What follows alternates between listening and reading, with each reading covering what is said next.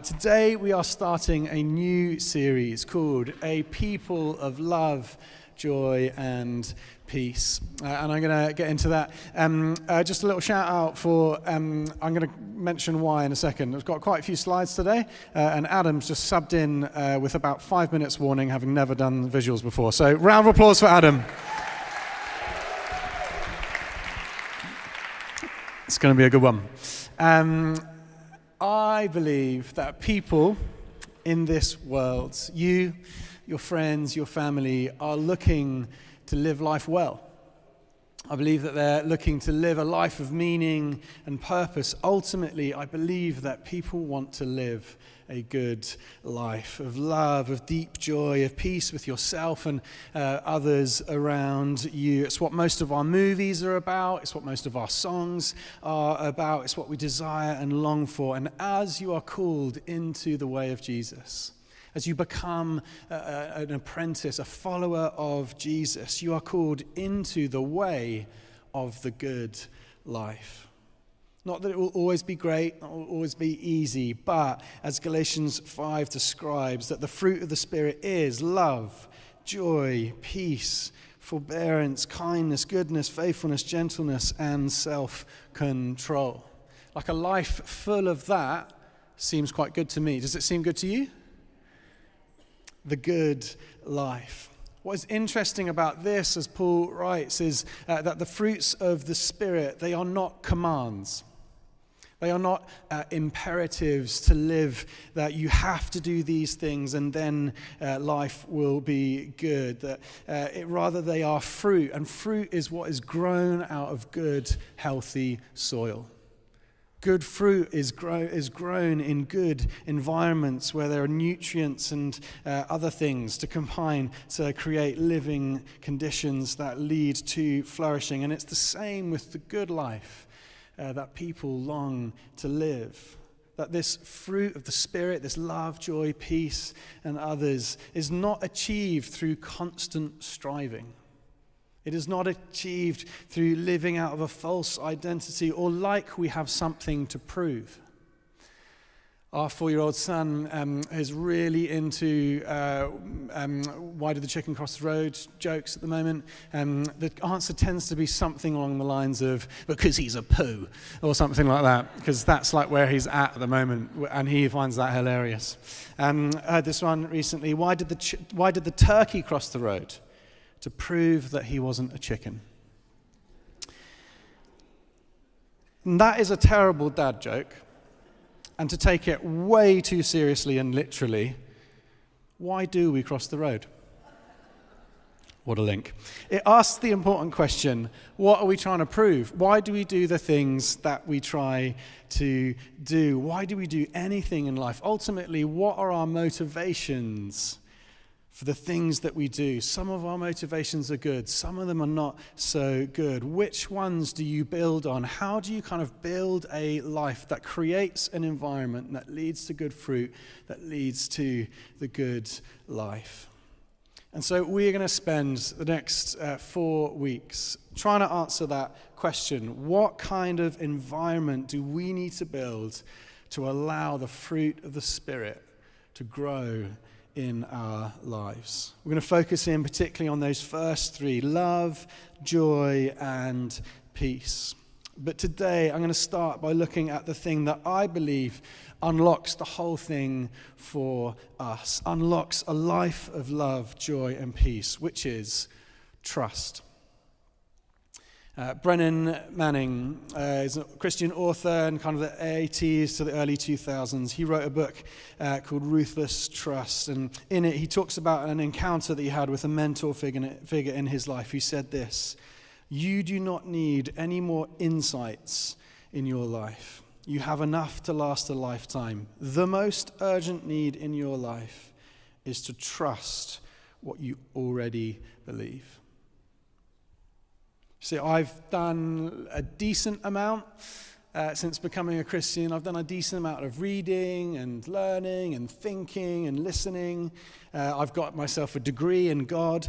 I've I've been in church leadership now in various forms for 15 years, and although insights are really helpful, and although I will never stop pursuing them and learning and gaining more knowledge and insight from them, what I have come to realize is that what I most deeply and truly need is to trust what I already believe.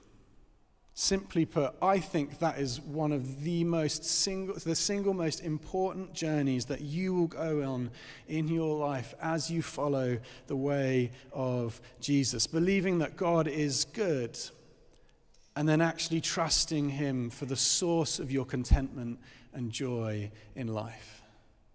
Believing that God is a provider, and then actually trusting your resources and your plans to him. Believing that God is in control, and then trusting him to the point of surrendering your life and letting the life of Jesus be worked out in you. Trusting what you already believe. And that, for today, brings us to Peter. Peter was a follower of Jesus, one of the first disciples, a close friend of Jesus. And in his story, we find so many helpful lessons and truths that we can learn from and relate to as we try and work out our lives. And so, as I mentioned before, today's talk is going to be a little bit different. The rest of the series is not going to necessarily be like this, but this is a bit of a biography talk, if you like. We're going to look at a few key moments throughout the life of Peter, throughout the Gospels. I'm going to tie in a few different scriptures to help us kind of understand the narrative and what he went through, because I think it gives us this incredible illustration of what an authentic faith looks like. And it gives us an incredible illustration of what love and joy and peace coming from Jesus toward us looks like. And my hope, as well, as we kind of read some of these scriptures, that if you're kind of not so familiar with this story, or you're not so familiar with the Bible, that you'll learn that as you start to engage with this story, as you start to engage with these words, there is normally a bit of an explosion of life that happens within you and in the world around you as you discover more of the character of God and who you have been called and made to be. When Jesus says promises to Peter, he is saying them to you as well. And so we're going to zoom in on a few different scenes in 3 separate acts. And we're going to start with Act 1, Peter's calling. Acts 1, Peter's calling. I'm going to read Mark chapter 1. If you have a Bible, I'm going to do too much flicking around. I just suggest you look at the screen because you might get lost. So it's all going to come up on here.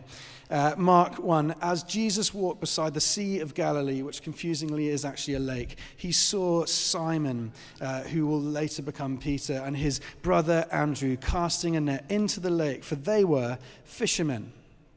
Come, follow me, Jesus said, and I will send you out to fish for people. At once they left their nets and followed him. So in this first scene, we have the calling of Peter. He's a fisherman. He is doing what he knows how to do. And the significance of that is that he's kind of built an identity for himself that we'll get into later. And then Jesus calls him by saying, I can give you a better identity. Notice how he says, I, meaning Jesus, I will send you out.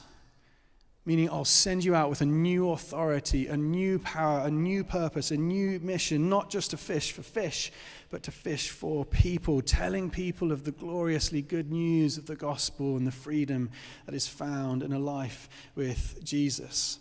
And Jesus says the same thing to you. He calls you into partnering with him as he builds his kingdom. What is interesting about this encounter is that it's not the only time that Peter is called. We read the second encounter that most scholars believe is around about 4 months later, and this time it's in Luke 5, and it says this: one day as Jesus was standing by a different lake, Lake Gennesaret, The people were crowding around him and listening to the word of God. He saw at the water's edge 2 boats left there by the fishermen who were washing their nets. He got into one of the boats, and the one belonging to Simon, who becomes Peter, and asked him to put out a little from the shore. Then he sat down and he taught the people from the boat.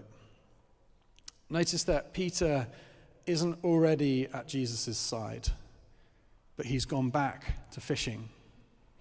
He's returned to his old life, his old identity that he made for himself, that didn't require a calling or an invitation from Jesus. At some point in those last 4 months, after Peter's initial interest, he has gone back to fishing. Why? Because he feels safe there. This is something that he has created. He has created for himself. He knows it. He is known by it. He can control it. He can provide for himself. He can kind of live his own world there. But Jesus comes after him again. We continue in Luke 5. When he had finished speaking, he said to Simon Peter, "Put out into deep water and let down the nets for a catch." Simon answered, "Masters, we've been working all night and haven't caught anything, but if you say so, we'll let down our nets." When they had done this, they caught such a large number of fish that their nets began to break. When Simon Peter saw this, he fell at Jesus' feet and said, "Go away from me, Lord, I am a sinful man." Then Jesus said to him, "Do not be afraid. From now on, you will fish for people." There is his calling again. So they pulled up their boats from the shore and left everything and followed him. This is where Peter drops his net and becomes an apprentice, a disciple of Jesus. What's interesting is that there's no specific call from Jesus. This time he doesn't say, "Come, follow me." But Peter drops his nets and he leaves everything and he follows Jesus. Why does he do that? Jesus doesn't even ask him to do that. Or Jesus, in his genius and his grace, speaks Peter's language. Peter has run back to his old identity, to the place where he feels sure of himself and not in the uncertainty of trusting someone else. The place where he can control and provide for himself and not in the place where he is required to be dependent on another. And so into that, he says, "Put out into deep water and let your nets down for a catch." This is Jesus speaking Peter's language, the language of a fisherman, to say, "Trust me. Would you trust me? I will provide everything that you need today and forever." This isn't the place where you feel secure, where you have built yourself a life and an identity, and you've been out here all night and you have not caught anything, but in one moment I can fill your nets to the point of breaking. I can give you what you need. So stop holding on to what you can try and control and trust me. You know, I find this such a comforting picture because it is a picture of an authentic life with Jesus. It's a life that's born in starts and false starts. It's a life that I can relate to that is moments of breakthrough followed by moments of retreating in fear. Moments of having good times and then moments of doing things that I regret. Moments of highs and lows, and all the while a God who keeps on coming after us. A God who keeps on coming after us. And so we have Peter's calling. He is called out of his old identity into a new one. And then the rest is history, right? So we have the feeding of the 5,000. Peter walks on water, which is pretty cool. He's there for the witnesses, the transfiguration. He preaches the sermon at Pentecost where the tongues of fire fall down. He's the first leader of the early church. And Peter's life has been changed forever as he follows Jesus into his destiny. Except that's not the story. That's not the story of Peter's life. So we move to Act 2. Peter's failure. Here's the scene. They've just had the Last Supper. Jesus, the 12 disciples, and Leonardo da Vinci have all sat down for a lovely meal together. Renaissance art joke for you there. And then after that moment, some of you are like, who's Leonardo? Don't worry. We go out into the courtyard, and then we read this in Matthew 26. Then Jesus told them, "This very night you will fall away on account of me." Peter replied, "Even if all fall away on account of you, I never will."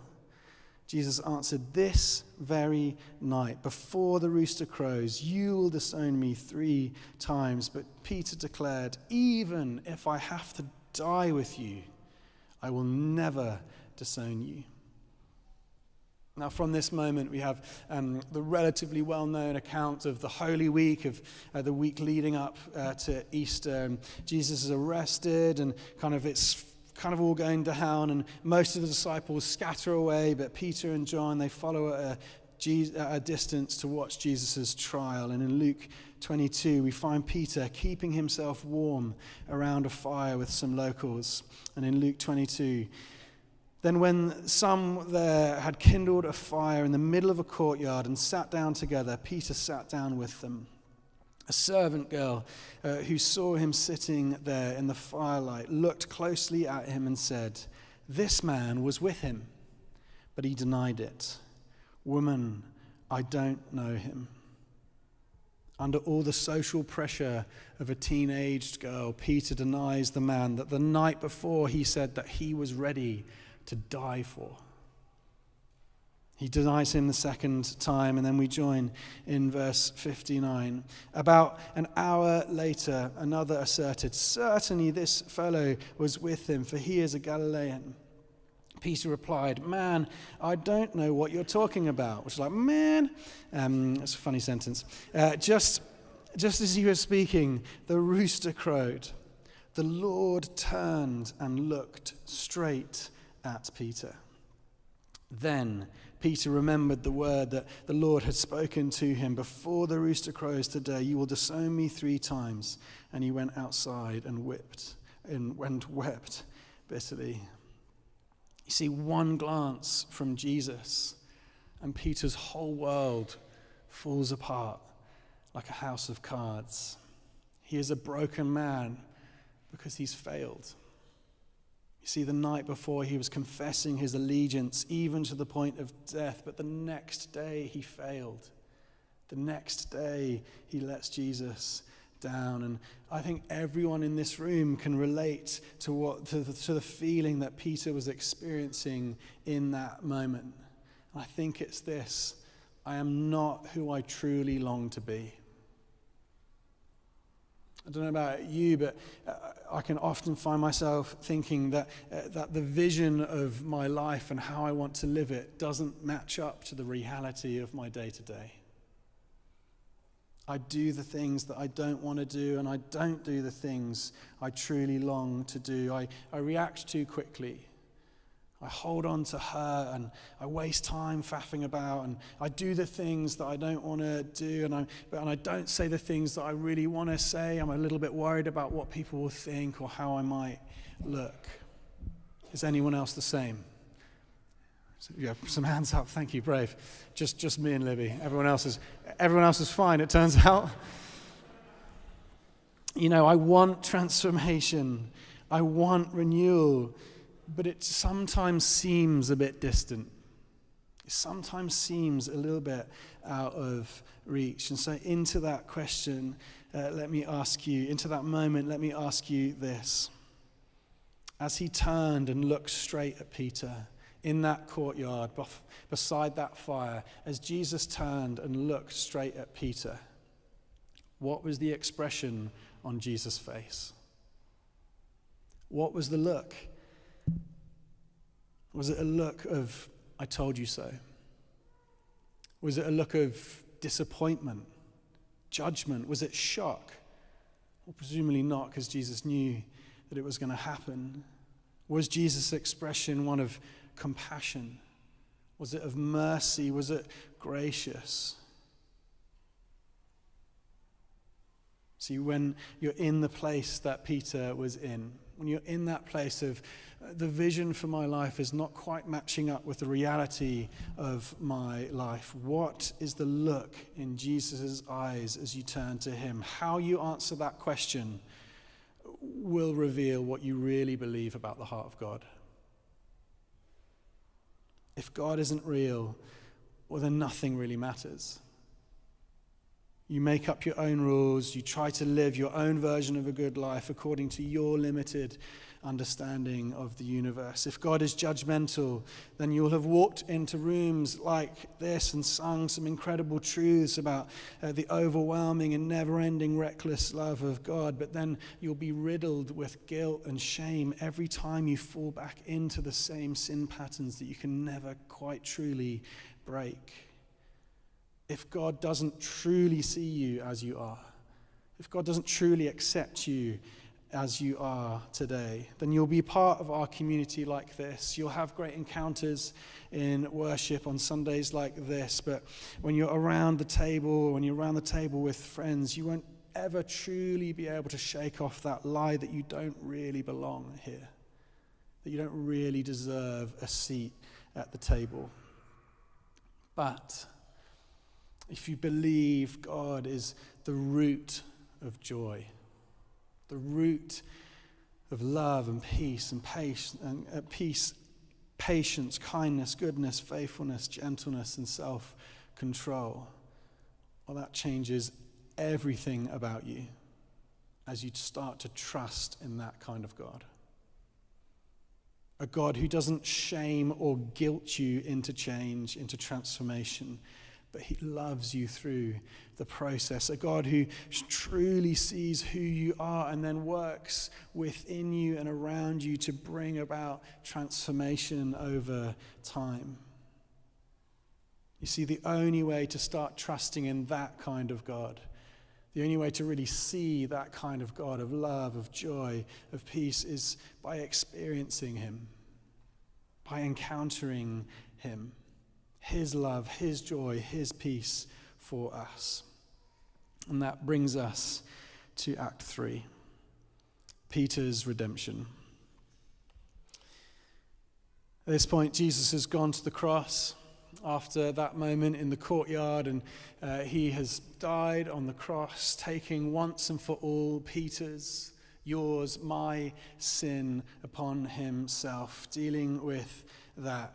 Dying the death once and for all. And then on Sunday, as he left the empty tomb behind, he initiated his kingdom come here on earth as it is in heaven, as we've just prayed, in that resurrected life that he invites us to walk in with him. And so we return significantly to the Sea of Galilee, the place where it all began for Peter.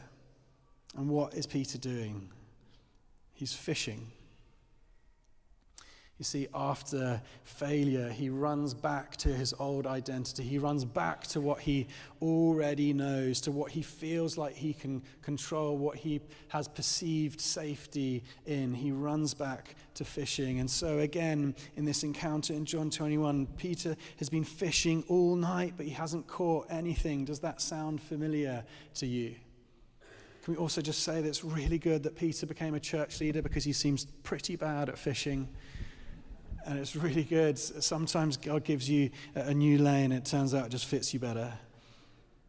Jesus, who is pursuing Peter again, tells them to cast their nets on the other side of the boat and haul in such a huge amount of fish. And then Peter, as he's back on the shore, we get this encounter, John 21. When they landed, they saw Jesus by a fire of burning coals with fish on it and some bread. A charcoal fire is one of the most distinct smells on the planet. Like, you smell like a charcoal fire, and for me, like, I'm instantly, it's summertime, it's a barbecue, we've got our shorts on, the knees are out, everything is right in the world. It takes you instantly back. When you smell a charcoal fire, it takes you to summertime. Psychologists believe that of all the five senses, your sense of smell is most strongly connected to your memory. So often for people after the loss of a loved one, it's the smell of a jumper or a blanket that creates these vivid memories and connections to the person that's no longer there. For some, when you walk back into your family home, you smell your grandma's famous stew and it brings back these memories of childhood nostalgia. For others, it's when the weather turns at the start of spring and the flowers start to bloom and this kind of the air starts to smell a little bit different. It reminds you that summer is on the way and kind of there's more hope-filled horizons in your life. I had this recently, I think, when smell invokes a memory and it kind of creates a bit of an emotional reaction in you. As walked into a meeting and someone was wearing the same perfume that my aunt used to wear, who I was very close to, who sadly died when I was about 20, and I just had this like real surge of emotion of like when I remembered her and who she was to me, all triggered by that smell. And so for Peter, the last time Peter smelled a fire like this was back in the courtyard. It was in his moment of failure. It's like Jesus is setting this scene to take Peter back into his greatest moment of shame, back into his moment that he feels heavy-hearted about. He wants to pull Peter into this experiential encounter to experience what Jesus wants to say. John 21:15. Simon, son of John, do you love me more than these? And the question is, what are these? I don't think he's referring to the disciples there. Some people do. It seems weird to me that Jesus would try and set up some sort of hierarchical love system within his disciples. I think the more plausible explanation for what these are is that he's saying, as he points to the fish, do you love me more than these, Peter? This immeasurable catch of fish. Do you love me more than this old identity that you keep running back to, that you've created for yourself? Do you love me more than your own sense of control? Notice that Jesus addresses him as Simon, which is the name that he had before his calling, before his new identity. I think Jesus is doing that. He's not doing that to pick on him or being mean. I think he's exposing the wound. I think he's exposing the shame and the guilt that Peter is carrying around with him, his insecurity and his failure. He's exposing it so that he can heal it, so that he can pour himself into it. And here's how he does it. John 21. Simon, son of John, do you love me more than these? Yes, Lord, he said. You know that I love you. Jesus said, feed my lambs. Again, Jesus said, Simon, son of John, do you love me? He answered, yes, Lord, you know that I love you. Jesus said, take care of my sheep. A third time, Simon, son of John, do you love me? Peter was hurt because Jesus asked him the third time, do you love me? And he said, Lord, you know all things. You know that I love you. Jesus says to him, feed my sheep. 3 denials around a charcoal fire. 3 questions around a charcoal fire. Each question followed up by his commission and his calling. Feed my sheep, feed my sheep, feed my sheep. Jesus is saying to Peter, you are so desperate to prove yourself. You are so desperate to run to things that you can control. You make these grand gestures of affection by saying, I will die for you. You compare yourselves to others by looking around at your friends. You try and prove your love for me and like you are worthy of love, and you don't have to prove that you're a turkey. Like, I know that you're not a chicken, Peter. Jesus continues, I have seen you in your moment of failure, in your moment of shame, and still I call you into your commission. I have seen you in your weakness, yet I still want to use you to help build my church, to feed my sheep, because now you understand my love for you. You understand what it truly means to be my disciple.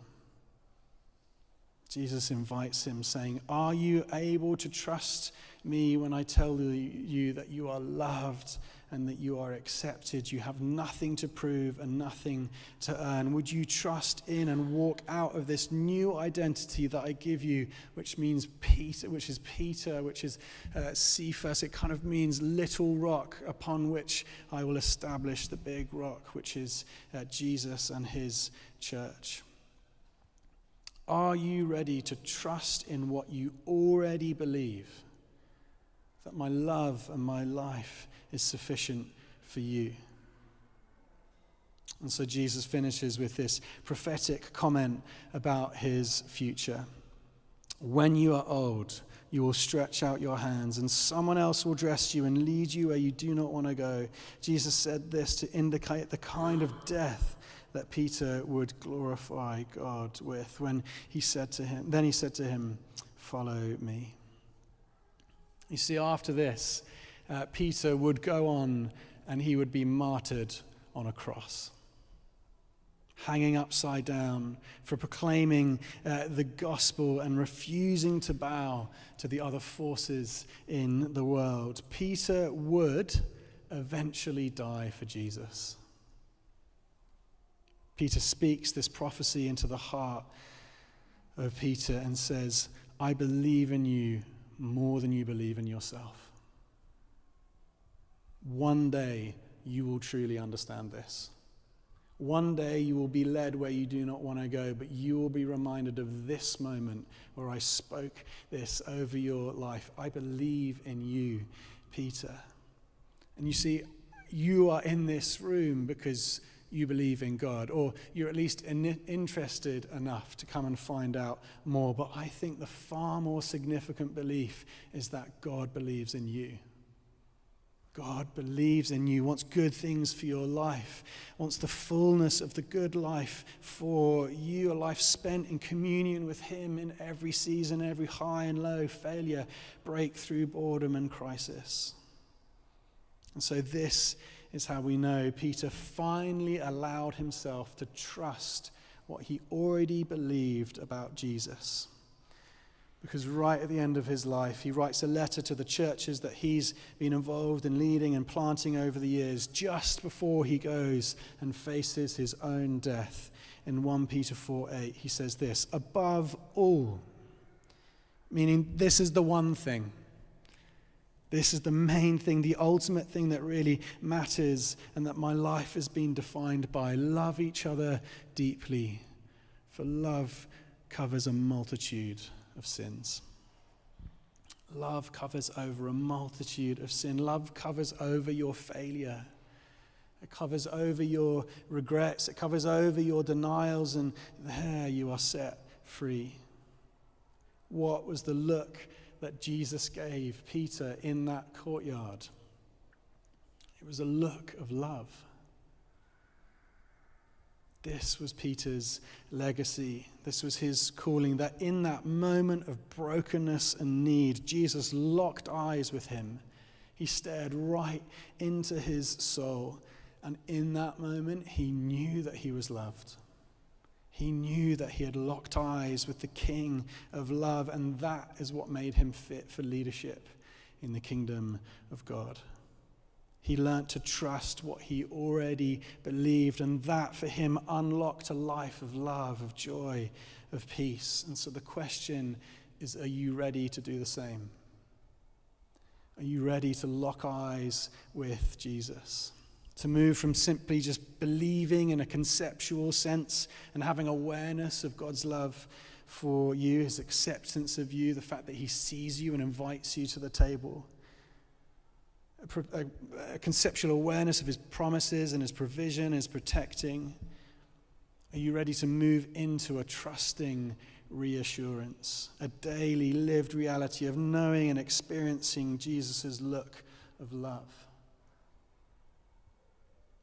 That will change where you run in trouble. That will change how you plan for your future. It will change what you worry about today. Your journey into the good life of love, of joy, of peace is made possible by trusting in the love, joy, and peace that you have already received, the fruit that has already been planted in you by the Spirit of God. Are you ready to trust? It is the only way to discover the life that you were truly made for.